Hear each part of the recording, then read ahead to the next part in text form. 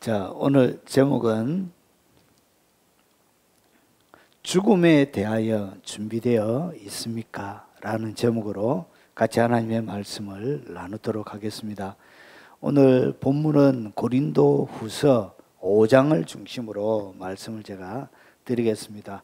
우리 설교 중간중간에 말씀이 나오기 때문에 별도로 읽지는 않고 바로 들어가도록 하겠습니다. 자, 사람이 죽으면 어떤 일이 일어나는가? 이런 사람이 이 땅 가운데 한번 와서 죽는 것은 정해져 있는 것입니다. 우리 모두가 죽을 것이라는 것을 우리 스스로가 잘 알고 있습니다. 자, 그러면 사람이 죽으면 어떤 일이 벌어지냐? 이렇게 일어납니다. 육체와 영혼이 나누어지게 되어집니다. 그래서 영과 육체의 분리를 갖다가 우리가 뭐라 부르냐? 그것을 죽음이라고 이렇게 부릅니다. 자, 그러면 사람의 육체를 성경은 무엇이라고 설명하고 있는지 오늘 고린도 후서 5장을 중심으로 한번 보겠습니다. 자, 사람의 육체를 무엇이라고 얘기하는가? 이렇게 사람이 죽게 되어지면 영혼과 육체가 이렇게 딱 분리가 되어집니다. 자, 고린도 후서 5장 1절에 보니까 만일 땅에 있는 우리의 장막집이 무너지면 하나님께서 지으신 집 곧 손으로 지은 것이 아니요 하늘에 있는 영원한 집이 우리에게 있는 줄 아느니라. 오늘 여기서 보니까 우리의 장막집이 무너지면, 그러니까 인간의 죽음 가운데 이 육체를 갖다가 성경은 뭐라고 얘기하냐? 이렇게 잠시 있다가 그리고 잠시 있다가 없어지는 장막집처럼 텐트처럼 이렇게 성경은 설명하고 있더란 것이죠. 그래서 이 육체는 우리가 바람이 불면 이 넘어지는 텐트처럼 이 육체는 질병에도 약하고 그리고 경제적인 여러 가지 것들이나 어려움들이 닥쳐오면 그런 것에서도 약하고 그리고 마지막 인생의 후반기에는 이렇게 보조기구가 있어야만이 살아갈 수 있게 사람의 육체가 이렇게 만들어져 있습니다. 그리고 이 마지막 인생이 끝나는 이 지구도 어떻게 되어 있냐? 지구도 불로 다 사라지게 이렇게 예언이 되어져 있습니다. 자, 그러면 왜 인간의 육체는 죽어야만 하는가? 그냥 이 육체대로 그냥 건강하게 오래 잘 살고 싶은데 왜 인간에게는 죽음이 와야 하느냐? 그 문제입니다. 자, 고린도후서 5장 1절에 보면 보십시오. 우리의 장막집이 무너지면 하나님께서 지으신 집 곧 손으로 지은 것이 아니요. 그러니까 우리의 육체의 장막집이 무너져야 어떤 일이 벌어지냐? 하나님께서 지으신 집 곧 손으로 지은 것이 아닌 집을 우리에게 주는 거예요. 그래서 이 고린도후서 5장 1절을 갖다가 유진 피터슨의 메시지 성경은 이렇게 번역을 해놨습니다. 이 번역이 잘 되었습니다. 보십시오. 예컨대 우리의 몸이 장막처럼 무너져 내리면 하늘에 있는 부활의 몸, 그러니까 하나님께서 지으신 집, 손으로 지은 것이 아닌 이 집을 주는데 그 집이 뭐냐? 그 집이 바로 부활의 몸이란 것이죠. 그래서 사람의 손으로 지은 몸이 아니라 하나님께서 지으신 몸이 대신하리란 것을 우리가 압니다. 그래서 마지막 예수님께서 이 땅 가운데 재림하실 때 이렇게 휴거가 되어지므로 그때 죽었던 육체와 우리의 영혼이 다시금 부활을 하게 되어집니다. 그래서 인간의 육체가 이렇게 죽어야만이 하나님께서 뭘 주시냐? 부활의 몸을 주시는 거예요. 그래서 하나님이 인간을 미워서 죽이는 것이 아니에요. 하나님은 인간을 향한 더 위대하고 놀라운 계획들을 가지고 계신데 그것이 무엇이냐? 그것이 바로 부활이란 것이죠. 아담이 범죄하기 이전의 상태, 그리고 예수님께서 죽으시고 나서 부활한 그 몸을 우리에게 주고 싶어 하시더란 것이죠. 그래서 이 부활의 몸을 입게 되어지면 계시록 21장 4절에 보면 모든 눈물을 그 눈에서 닦아 주시니, 여러분 이 땅의 삶은 끊임없는 눈물의 연속이에요. 슬픔의 연속이에요.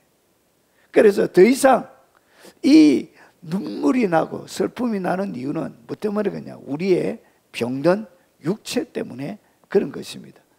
자, 그리고 사망이 다시 없고 애통하는 것이나 고가는 것이나 아픈 것이 다시 있지 아니하리니 처음 것들이 다 지나갔음이러라. 자, 하나님께서 우리에게 부활의 몸을 주시고자 하는 것은 다시는 사망이 없는 몸으로 하나님이 주시려고 그런 거예요. 그리고 다시는 애통하는 것이 없는 거예요. 여러분 이 땅의 삶 전체는 애통이에요. 애통. 그리고 곡하는 것이 없고 아픈 것이 없고, 이 병든 육체는 바이러스도 잘 감염이 되어지고, 그리고 사고도 잘 나고, 그리고 쇠하여서 늙기도 하고, 이렇게 늘 아픈 통증들이 이렇게 육체 가운데 있는 것입니다. 그래서 하나님께서 우리에게 왜 인간에게 죽음을 주시냐? 결국은 부활의 몸을 우리에게 주시려고 그러시는 것입니다. 자, 그러면 장막집에서 영원한 집을 사모하는 자의 삶의 모습은 고린도 후서 5장을 통해서 좀 더 살펴보도록 하겠습니다. 진짜 내가 이 땅 가운데 없어지는 육체만을 위해서 사는 것이 아니라 영원한 부활, 그 부활의 몸, 그 부활의 몸을 바라보며 이 땅 가운데 인생을 준비하는 사람들은 어떻게 사는지 한번 보겠습니다. 참으로 우리가 여기에 있어 탄식하며, 그러니까 이 땅 가운데 장막집에 사는 동안 사람에게는 뭐가 있다고요? 탄식이 있다는 것이죠. 자, 그래서 여기에 탄식, 그리고 4절에 보십시오. 참으로 이 장막에 있는 우리가 짐진 것 같이 탄식하는 것은 마치 무거운 짐을 지고 해결책이 없는 그 인생을 향하여 살아가는 것처럼, 이 땅은 다 탄식과 짐을 지고 있는 것처럼 너무나 무거운 인생을 살아가더라는 것이죠. 여러분 이 4절을 갖다가 다른 번역본은 이렇게 번역을 해놨습니다. 우리는 무거운 짐에 짓눌려 신음하고 있습니다. 알 수 없는 무거운 짐에 짓눌려서 신음하고 있는 것이 뭐냐? 그것이 이 땅의 삶이란 것이죠. 표준세 번역은 무거운 짐에 눌려서 탄식하고, 킹제임스 검정역은 우리가 짐을 진 채 신음하는 것은, 이렇게 인생은 이 무엇에 대한 짐을 진 같이 이렇게 인생이 무겁냐? 여러분 세상의 여러 가지 북법들, 여러분 영원한 하나님 나라를 바라보면서 이 땅에 믿음으로 살아가는 사람들에게는 이 땅에 살아가는 여러 가지 삶들에 대하여 분노가 치밀어 오르고 가슴이 터지는 것이죠. 여러분 범죄자가 여러분 당대표가 되어지는 이런 현실 앞에 어떻게 분노가 안 치밀합니까? 이런 것이 세상의 불법, 그리고 어렵지 못한 불의, 그리고 불공평, 그리고 듣기도 역겨운 죄들, 이런 것들 때문에 이 땅에 하나님의 믿음을 가지고 살아가는 사람들은 뭐가 있다고? 탄식이 있는 거예요. 마치 짐을 지고 가는 것처럼 인생이 그렇게 무거운 것입니다. 그리고 이렇게 왜 이렇게 짐을 진 것 같이 탄식이 나오냐? 여러 가지 일들이 있는 거예요. 사역들도 있고, 여러분이 직장 다니면서 하는 수많은 일들도 있고, 그리고 늘 여러분이 돌봐주고 챙겨야 될 연세 드신 부모님, 그리고 어린 자녀들, 이런 가족들에 대한, 그리고 대인관계에 대한 여러분이 원하는 대로 사람들이 안 움직여 주잖아요. 그래서 인생은 거기에 대하여 지치고 힘이 들고 때로는 눌리게 되는 것입니다. 그리고 인생은 진로에 대하여 끊임없는 짐을 진 것처럼 평안이 없는 거예요. 눌려져 있어서 그렇게 살아가는 것입니다. 자,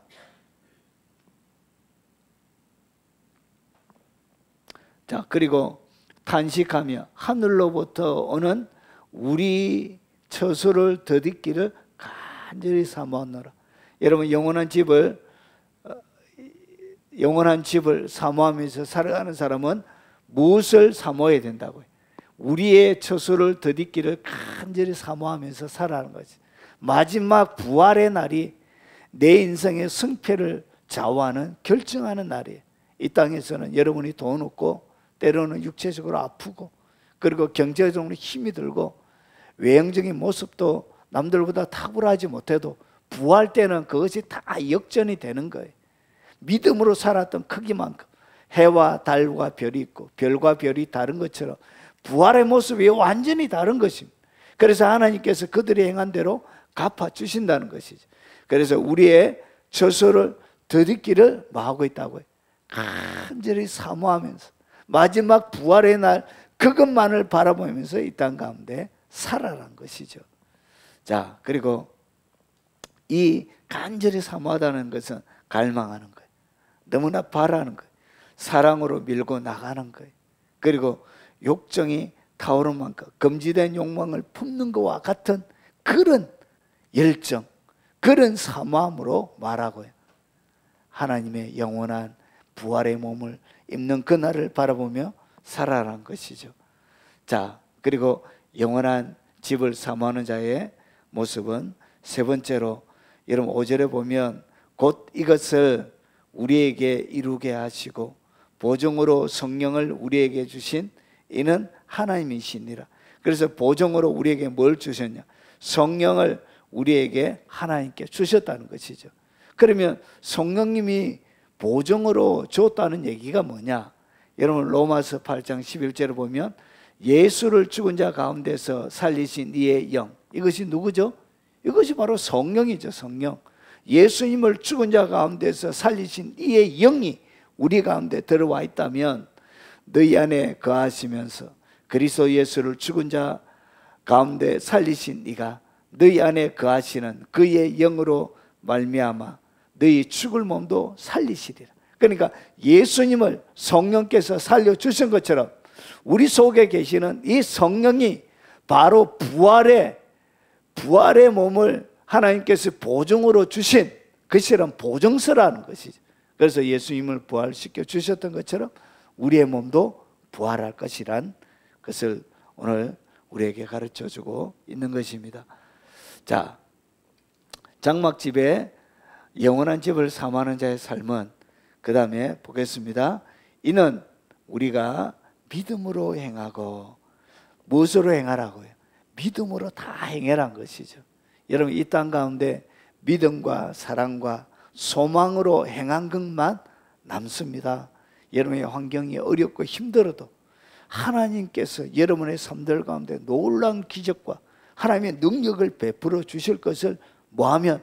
믿음으로 믿으면 그 환경이나 회복되어져 있는 상황은 다 없어져도 여러분은 믿음으로 행한 그것은 남는 것입니다. 여러분이 부모님을 섬기고 자녀들 양육하고 이 땅 가운데 일을 하는 수많은 것들도 사랑으로 하면 여러분 부모도 없어지고 자녀도 없어지고 환경도 없어지고 상황도 없어지지만 그러나 사랑으로 행한 그것은 남게 되는 것입니다. 일이 너무나 안 되어지고 인생이 너무나 고달프고 힘이 든 거예요. 고통스러운 거예요. 그럼에도 불구하고 하나님 앞에 소망을 두고 내가 소망으로 하면 여러분 힘든 상황도 없어져요. 죽을 때. 그리고 여러분들을 고통스럽게 하는 그리고 여러분의 탄식을 자아내는 수많은 어려움들도 없어져요. 그런데 뭐는 남더라고요. 그 가운데 여러분이 행한 소망으로 행한 그 소망은 남는 것입니다. 그래서 믿음과 소망과 사랑은 영원토록 없어지지 않게 되는 거예요. 그래서 무엇으로 행하라? 믿음으로 행하라는 것이죠. 자, 그래서 보는 것으로 행하지 아니함이로다. 그래서 고린도후서 4장에 보면 눈에 보이는 것은 잠깐이요. 그리고 눈에 보이지 않는 것은 영원함이니라. 그래서 이 땅 가운데 이 육체 삶은 길어야 100년밖에 안 돼요. 그래서 진짜 영원한 삶은 영이 살아가는 그 세상이 영원한 세상이 되는 거예요. 그래서 세상에 보이는 것들, 세상의 것만 쫓아서 이 땅 가운데서 세상을 허비하고 인생을 낭비하고 살면 안 된다는 것이죠. 그래서 세상을 사랑하는 것 때문에 생기는 것이 뭐죠? 그게 바로 다툼이죠. 그게 바로 욕심이죠. 욕심. 그게 바로 정욕이에요. 정욕. 이런 것들이 다 믿음으로 행하는 것이 아닌 거예요. 그리고 9절에 그 다음에 주를 기쁘시게 하는 자가 되기를 힘써라. 그런즉 우리는 몸으로 있든지 떠나 있든지 주를 기쁘시게 하는 자 되기를 힘써라. 내가 살아가는 모든 삶에 대하여 하나님을 기쁘시게 하고 주님이 좋아하는 것만 하게 되어지면 결국은 여러분이 그것을 통해서 뭐가 결정이 되어지느냐? 부활의 모습이 결정이 되는 것입니다.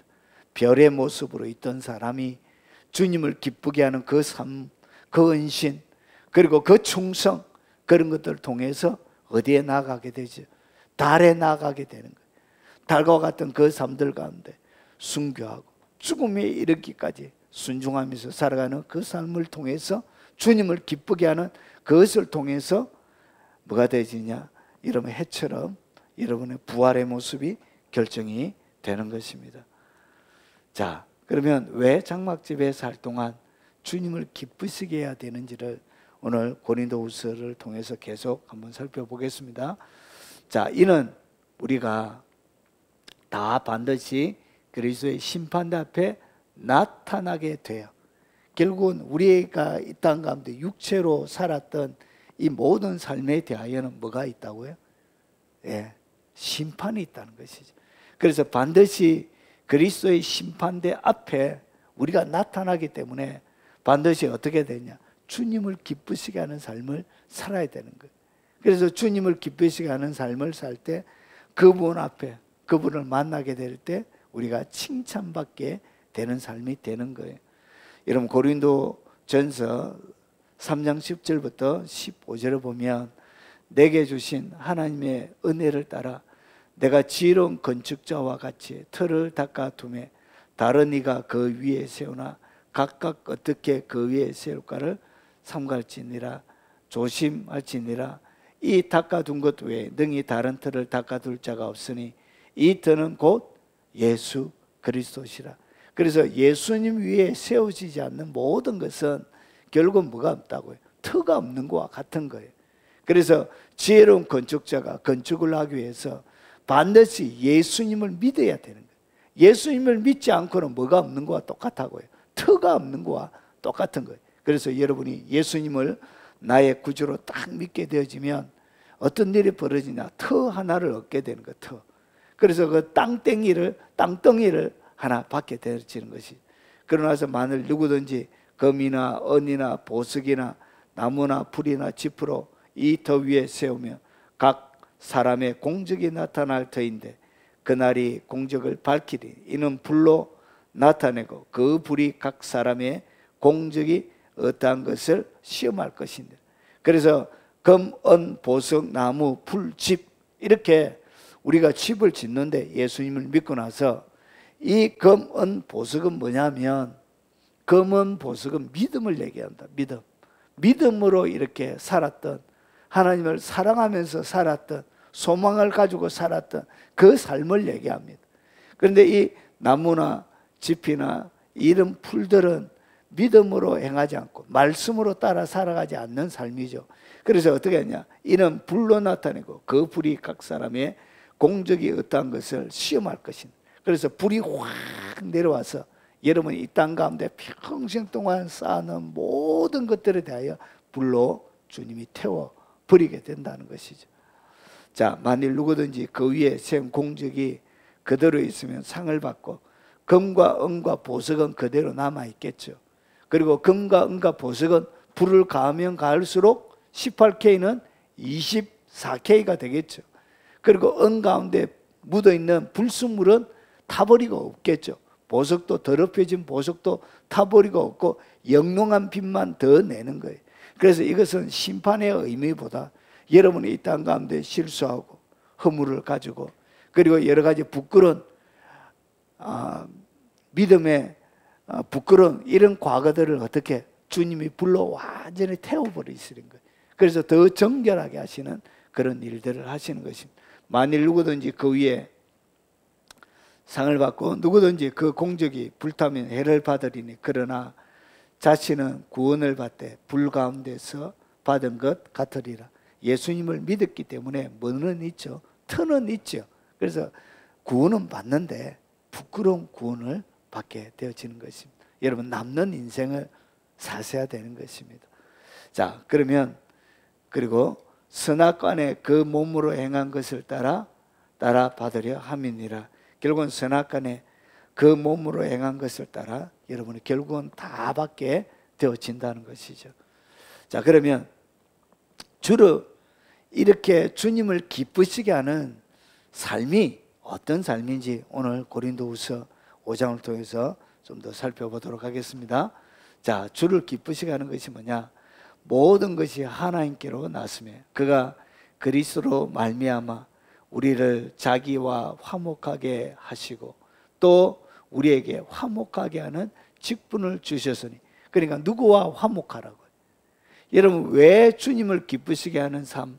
이것은 어떤 것인가? 주님과 날마다 화목한 삶을 살아야 되는 거예요. 이것은 바꿔 이야기하면 죄 짓지 않는 삶을 얘기합니다. 하나님 앞에 경건하게 사는 삶을 갖다가 화목하게 하는 삶이라 그런 것입니다. 그래서 주님이 기뻐하시는 그 일들, 날마다 하나님과 화목에 초점을 맞춰서 살아가는 것이 뭐냐? 그것이 바로 주님을 기쁘시게 하는 것이죠. 철저하게 죄짓지 않으려고 몸부림치고, 내가 더럽혀지지 않으려고 경건하게 살려고 몸부림치는 그것을 통해서 결국은 하나님과 화목이 되는 것입니다. 그리고 두 번째는 하나님께서 뭘 주냐? 우리에게 화목하게 하는 직분을 주셨으니, 그러니까 주님을 기쁘시게 하는 삶이 무엇인가? 여러분이 화목하게 하는 직분, 화목하게 하는 말씀을 19절에 보니까 곧 하나님께서 그리스도 안에 계시사 세상을 자기와 화목하게 하시며 그들의 죄를 그들에게 돌리지 아니하시고 화목하게 하는 말씀을 우리에게 부탁하셨느니라. 다른 번역본에는 말씀을 우리에게 맡기셨느니라. 그래서 화목하게 하는 말씀을 우리에게 맡겼다는 것이죠. 그래서 이 땅을 살아가는 여러분들이 가장 주의해서 잘해야 되는 것이 뭐냐? 화목을 깨뜨리면 안 돼요. 여러분, 다투지 마시기 바랍니다. 어떠한, 여러분, 대부분의 사람들이 다투는 이유는 돈 때문에 다퉈요. 돈. 그리고 다투는 이유가 뭐냐? 자기의 교만 때문에 다투는 거예요. 자기의 정욕 때문에 다투는 것입니다. 그래서 더 많이 가지려고 하고, 더 많이 착취하려고 하고, 더 많이 취하려고 하고, 막 이렇게 욕심 부리다 보니까 결국은 여러분 돈 때문에 여러분 형제 사이도 나눠지고, 자매 사이도 나눠지고, 부모님 사이도 나눠지고, 여러분 지인들과 사이도 나눠지고, 이렇게 되는 것이에요. 그래서 화목하게 하는 말씀을 우리에게 뭐 했다고요? 주님이 맡겨주셨대. 우리에게 맡겨주셨대. 그래서 여러분 평생 동안 화평하게 사는 여러분들이 되시기 바랍니다. 그래서 화목하게 하는 직분을 주셨다는 이야기는 뭐냐면 여러분이 다니면서 화목하게 만들어라는 것이죠. 여러분의 삶이 여러분 화목을 만들어내는 삶이 되라는 것이, 이것이 뭐냐? 이것이 주님을 기쁘게 하는 거예요. 팔복에도 나오잖아요. 화평케 하는 자는. 자, 그리고 주를 기쁘시게 하는 삶은 뭐냐? 여러분, 이것을 다른 성경에 보면 우리가 그리스도를 대신하여 사신이 되어, 우리가 그리스도를 대신하여 뭐가 되어졌다고요? 사신이 되었대요. 그러니까 화목하게 하는 직분을 우리에게 맡겨주셨는데 이제 나는 예수님을 대신한 사신이라는 것이죠. 그래서 그리스도를 대신하여 사신이 되어, 오늘 여기는 보니까 우리는 그리스도의 사절입니다. 자, 우리는 그리스도를 대리하여 간청합니다. 여러분들은 하나님과 화해하세요. 자, 그런즉 하나님께서 우리를 통하여 너에게 간청하시는 것 같이 이제 우리가 그리스도를 위한 대사가 되어 그리스도를 대신하여 너희에게 간구하노니 너는 하나님과 화해하라. 결국은 이것이 뭐죠? 그리스도의 대사의 삶을 살아가는 것이죠. 예수님께서 이 땅 가운데 사셨던 것과 똑같이 예수님의 모습을 담아내는 대사처럼 이 땅 가운데 살아가는 것이죠. 이웃을 불쌍히 여기고 사랑하라는 얘기입니다. 그렇게 할 때 여러분이 뭐가 되어진다고? 이것이 바로 오늘 고린도후서 5장에서 마지막 우리의 인생을 정리해야 될 그때 하나님께서 여러분 각자에게 요청하시는 주님의 말씀이 되는 것입니다. 자, 그러면 마지막으로 아름다운 죽음의 조건이 뭐냐? 여러분 이 땅 가운데 아름다운 죽음을 막기 위해서 여러분 아이라 바이오커가 지었던 이분이 누구냐면 호스피스 전문입니다. 호스피스 마지막 임종을 앞두고 있는 사람들을 몇 년 동안 30년 이상 사역했던 분입니다. 그러면서 인생의 마지막을 그가 잘 지켜본 거예요. 인생의 마지막. 그래서 그분이 지었던 책입니다. 아름다운 죽음의 조건. 여기 보면 여러분 인생을 어떻게 잘 살고 인생의 죽음이 아름답게 되기 위해서 어떻게 되어져야 되는지 오늘 여기에서 소개하고 있습니다.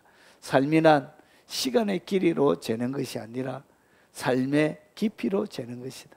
그러니까 얼마나 오랫동안 살았냐 이것이 중요한 것이 아니란 것이죠.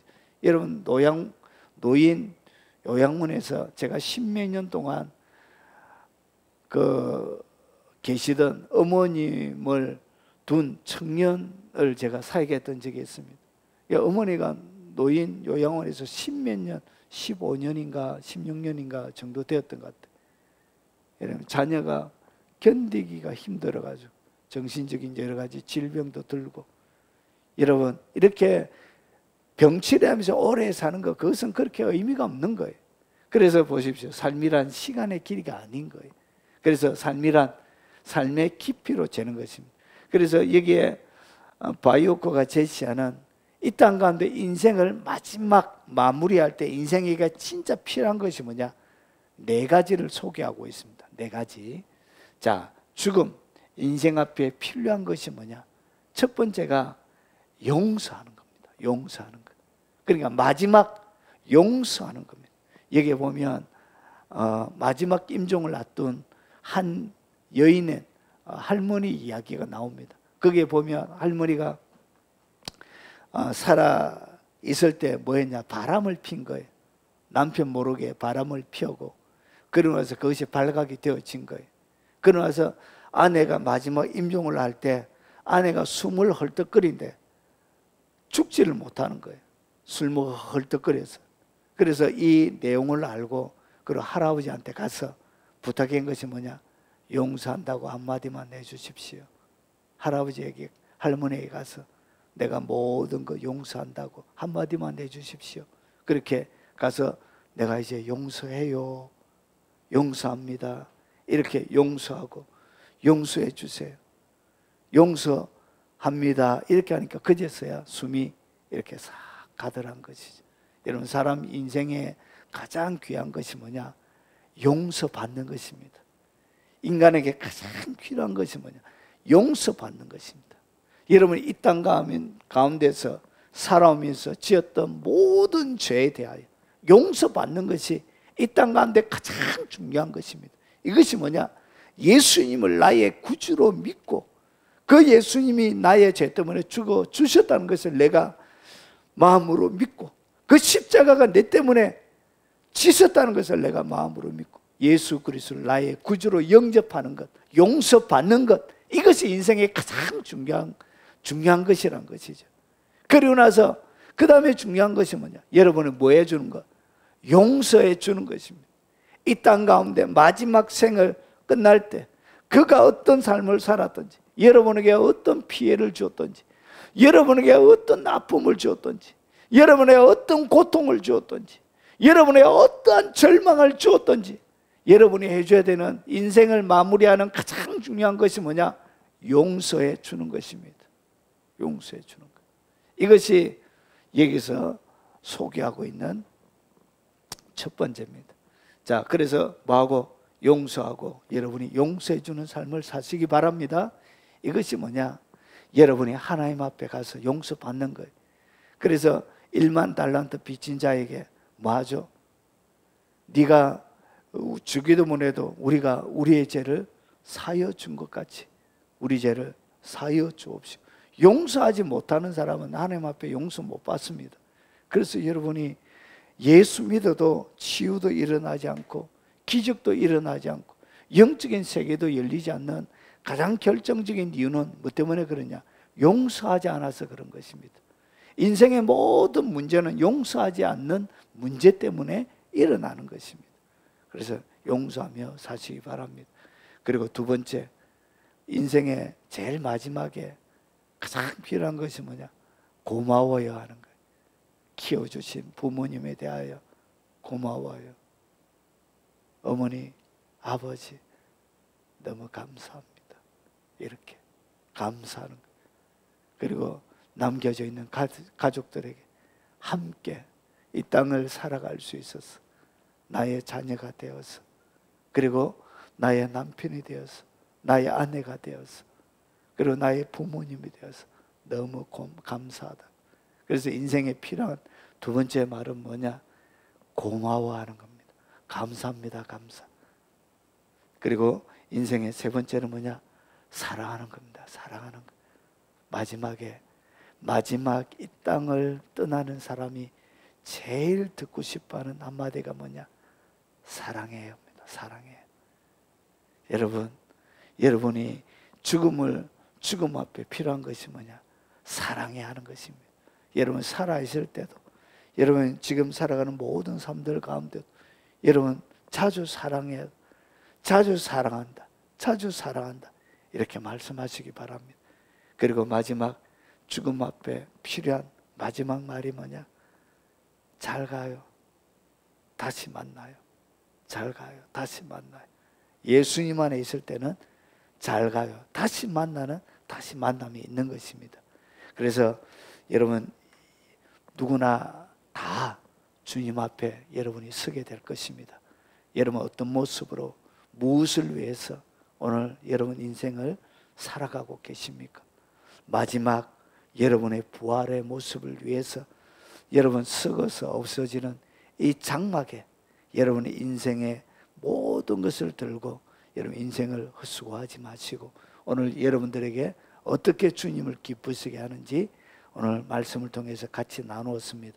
오늘 이 말씀이 여러분의 인생의 마지막을 잘 준비하는 그런 말씀이 되시길 주의 이름으로 축원하고 또 축원합니다.